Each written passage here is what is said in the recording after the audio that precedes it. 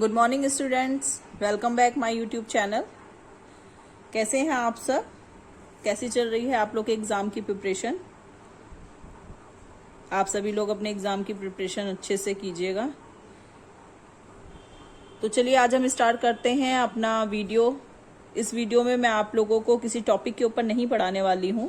आज मैं आप लोग को एग्जाम के जो इम्पोर्टेंट क्वेश्चन हैं, जो अभी तक कई बार 2011 से लेकर के 2020 तक रिपीट हुए हैं क्वेश्चन, उनके बारे में बात करूंगी।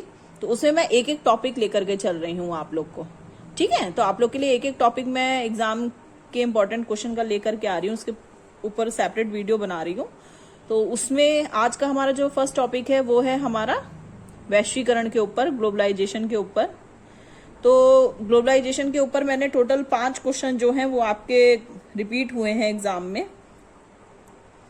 आप लोग वैश्वीकरण के ऊपर जो भी आप मान लीजिए, या किसी भी टॉपिक के ऊपर जो भी आप लोगों का क्वेश्चन आता है, ठीक है, टोटल 10 क्वेश्चन आते हैं, उसमें से 5 क्वेश्चन आप लोगों को करने होते हैं।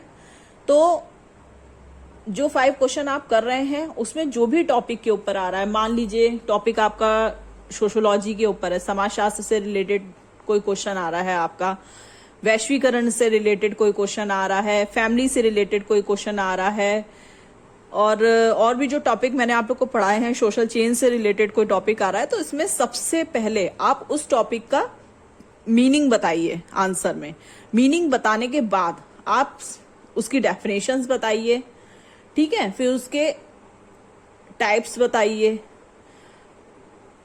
आप उसमें उसके उद्देश्य भी बता सकते हैं, उसकी विशेषताएं भी बता सकते हैं। तो ये चीजें तो हो गई। अगर क्वेश्चन में पूछा जाए तो आपको बताना ही बताना है इनके बारे में। लेकिन बाई चांस क्वेश्चन में आपको उससे रिलेटेड और कोई चीज नहीं समझ में आ रही है, तो आप उन चीजों के बारे में भी लिख सकते हैं। कोई भी आंसर जो है अपना वो छोड़ के मत आइएगा। सारे पांचों के पांचों क्वेश्चन आप करके आइएगा, क्योंकि आप लिखेंगे उस टॉपिक से रिलेटेड, तभी एग्जामिनर आपको नंबर दे पाएगा। कुछ भी मत लिख करके आइएगा। ये नहीं कि पूछा जाए वैश्वीकरण के बारे में और सोशोलॉजी के बारे में लिख दें आप। तो इसलिए आप लोग ध्यान रखिएगा कि वैश्वीकरण से पूछा जाए तो उसी से रिलेटेड सारे टॉपिक जो भी आपने वैश्वीकरण के बारे में पढ़े हैं वो लिखिएगा। डेफिनेशंस जो हैं वो आप अच्छे से हेडिंग डाल करके, जिस भी आपके समाजशास्त्री ने वो डेफिनेशन दी है उनका नाम अच्छे से लिखिएगा, ठीक है। तो जो भी आप क्वेश्चन करें, कम से कम 4 पेज का एक आंसर होना चाहिए, कम से कम। अगर आप उससे ज्यादा लिख सकते हैं, आपकी स्पीड अच्छी है, तो आप उससे ज्यादा भी लिख सकते हैं। टाइम का ध्यान रखिएगा, क्योंकि आपके क्वेश्चंस जो हैं, कई बार बच्चों के क्वेश्चंस जो है वो छूट जाते हैं। लेकिन आप स्टार्टिंग से ही अपनी स्पीड जो है वो आप अच्छी रखिएगा बना करके, ठीक है। तो अब हम बात करते हैं जो हमारे इंपॉर्टेंट टॉपिक हैं। वैश्वीकरण के बारे में मैंने आप लोगों को 5 क्वेश्चन बताए हैं। फर्स्ट क्वेश्चन जो है आपका, वैश्वीकरण से क्या अभिप्राय है? ग्रामीण समाज और कृषि पर वैश्वीकरण के प्रभावों का उल्लेख कीजिए। वैश्वीकरण क्या है? वैश्वीकरण के पक्ष एवं विपक्ष में तर्क दीजिए। ये सेकंड क्वेश्चन है।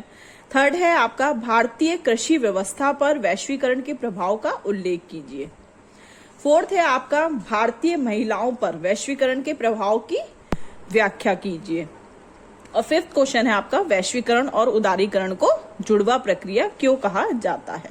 तो ये 5 क्वेश्चन आपके कई बार रिपीट हो चुके हैं।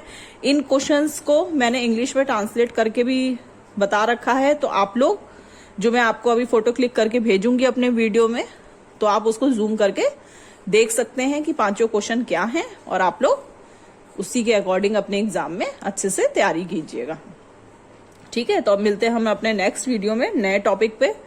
मैं आप लोग को और उसके जो इम्पोर्टेंट क्वेश्चन है वो बताऊंगी। Thank you.